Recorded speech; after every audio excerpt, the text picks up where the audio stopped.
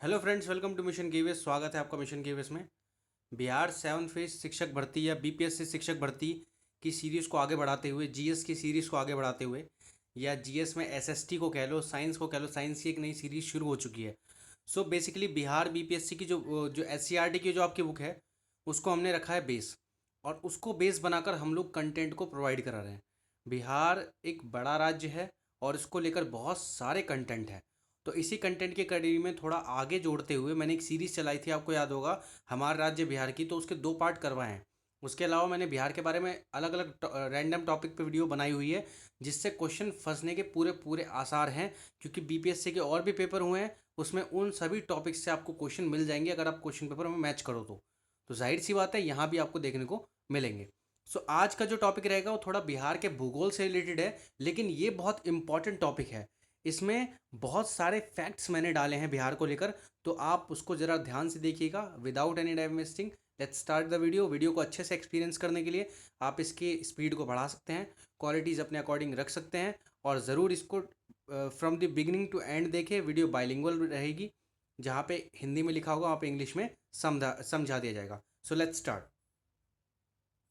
अगर हम बिहार की बेसिक चीज़ की बात करें, कुछ कुछ चीज़ें तो मैं शुरुआत की वीडियोस में बता चुका हूँ, लेकिन बहुत कुछ ऐसा है जो अभी भी मिसिंग है, तो उसको आज क्लियर कर लेंगे। ठीक है।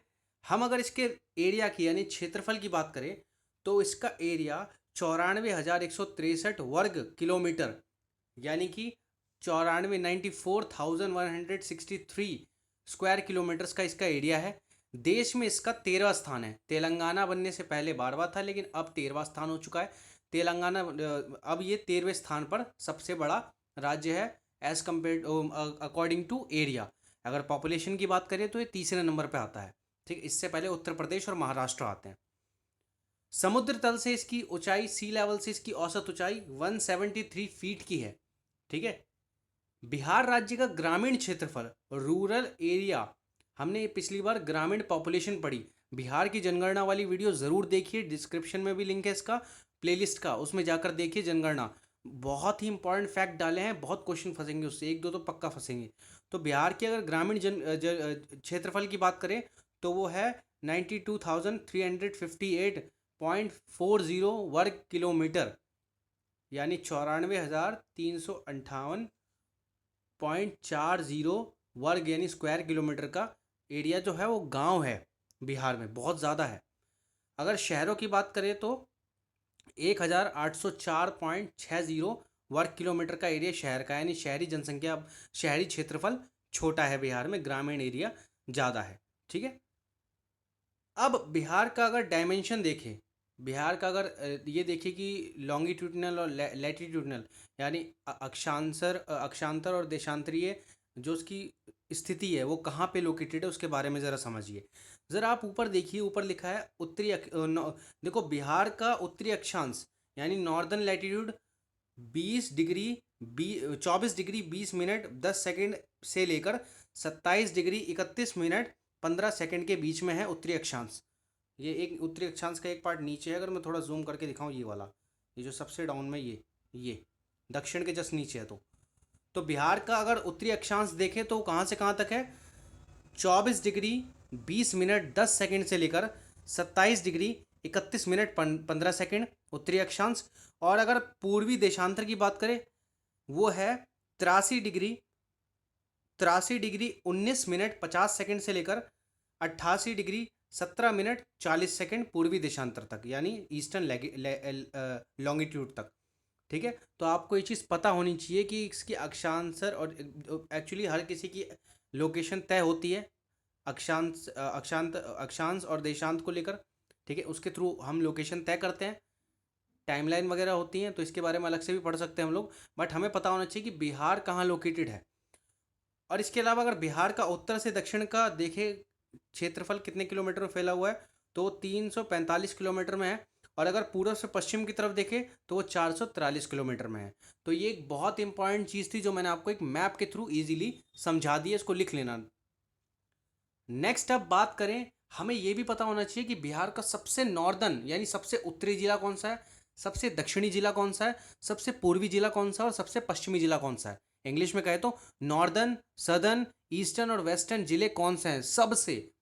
तो सबसे अगर उत्तरी जिले की बात करें तो वो है आपका पश्चिमी चंपारण यानी वेस्टर्न चंपारण, एरो बना रखा है मैंने।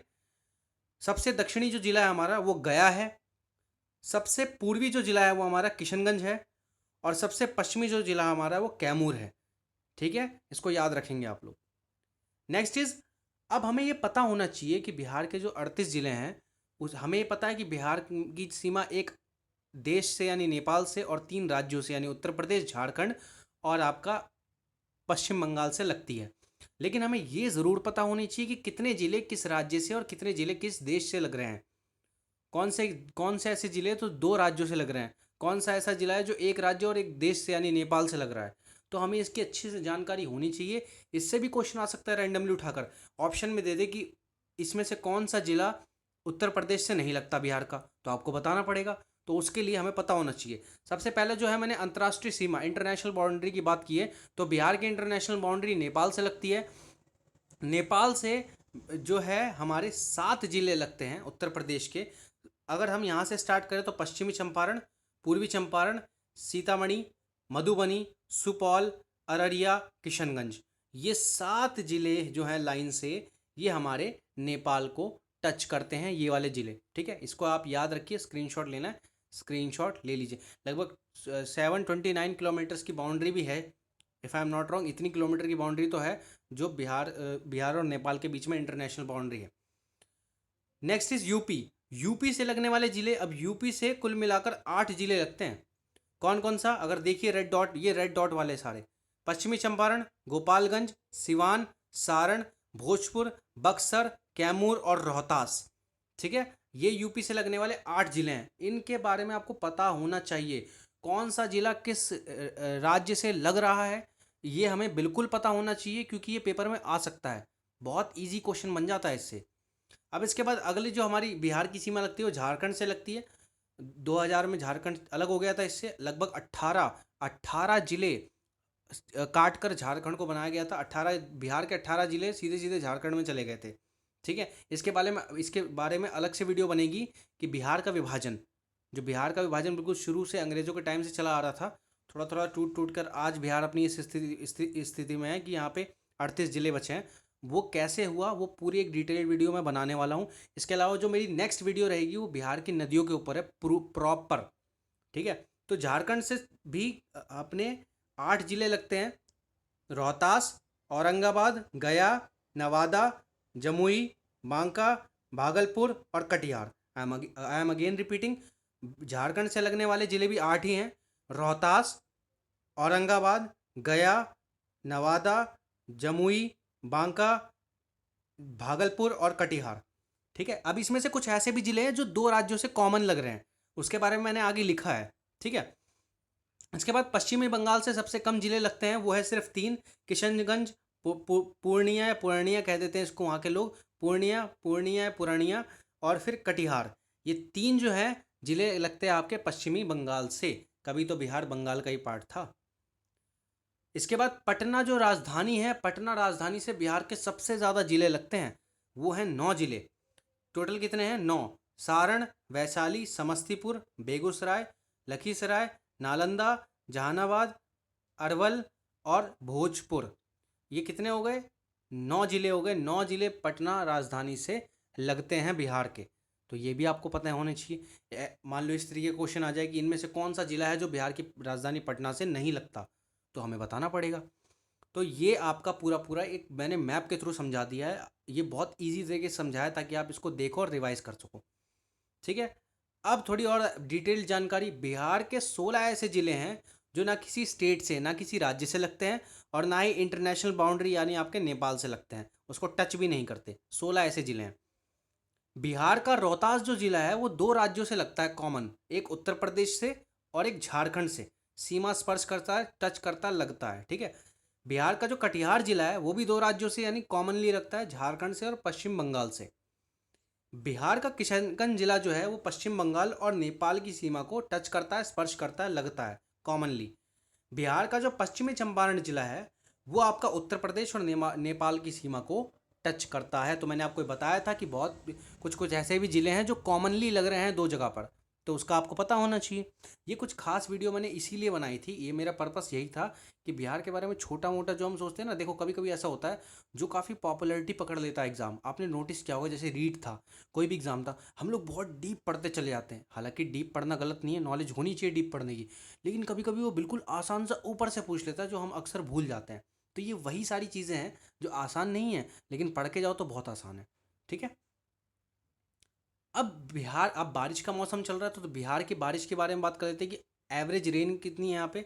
एवरेज रेनफॉल या सामान्य वर्षा है 1205 मिलीलीटर। ठीक है। इसके बाद सबसे ज़्यादा जो बारिश होती है वो किशनगंज में होती है, और सबसे कम बारिश वाले ज़िले हैं कैमूर, रोहतास, औरंगाबाद और गया। अगर सबसे गर्म ज़िले की बात करें तो वो गया है, गया में सबसे ज़्यादा गर्मी पड़ती है। गा से गया, गा से गर्मी। ठीक है। तो आई होप आपको वीडियो पसंद आई होगी। आज के लिए इतना ही। नेक्स्ट जो टॉपिक है वो बिहार की नदियाँ, और इसके अलावा मैंने बताया कि बिहार का विभाजन 1900 जो आपका अंग्रेज़ों के काल से लेकर फिर 2000 में बिहार का विभाजन हुआ, झारखंड अलग हो गया, कैसे कैसे क्या हिस्ट्री रही, किस तरीके से बिहार को बिल्कुल अलग अलग करके अलग अलग भागों में कर दिया। ठीक है। तो बिहार से रिलेटेड जितनी भी टॉपिक हैं, जितने भी टॉपिक हैं, जो जो चीज़ें हैं, वो आपको इस पूरी सीरीज़ के थ्रू बता दी जाएगी। चैनल से जुड़िए, जुड़े रहिए और वीडियो को शेयर कीजिए। वैसे अमूमन मैं कहता नहीं हूँ शेयर वगैरह करने को, लेकिन अगर कंटेंट अच्छा बन रहा है तो I think the content deserve to share. दो अब एक कंटेंट जो है वो शेयर हो जाना चाहिए अब आप लोगों के सहयोग के साथ। ठीक है। बाकी वीडियो पसंद आए तो ज़रूर लाइक वगैरह कीजिए और इन्जॉय कीजिए, पढ़ाई ज़रूर कीजिए। लाइक वगैरह तो होता रहेगा। Thank you so much for watching mission KVS. बने रहिए मिशन केवीएस के साथ। मिलते हैं नेक्स्ट वीडियो में। टेलीग्राम चैनल ज़रूर ज्वाइन कर लीजिए अपना केवीएस, सेम टाइप कर लेना, डायरेक्ट चैनल पर पहुंच जाओगे, वरना लिंक डिस्क्रिप्शन में, उससे भी चैनल पर पहुंच जाओगे। और ज़रूर चैनल को ज्वाइन करो, पीडीएफ वहीं पे मिलेगी। बाय।